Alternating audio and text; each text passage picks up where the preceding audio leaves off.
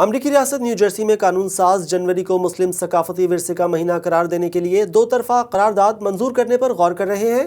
قانون سازوں کا کہنا ہے اس کا مقصد نیو جرسی میں مقیم مسلم کمیونٹی کی خدمات کا اعتراف کرنا ہے۔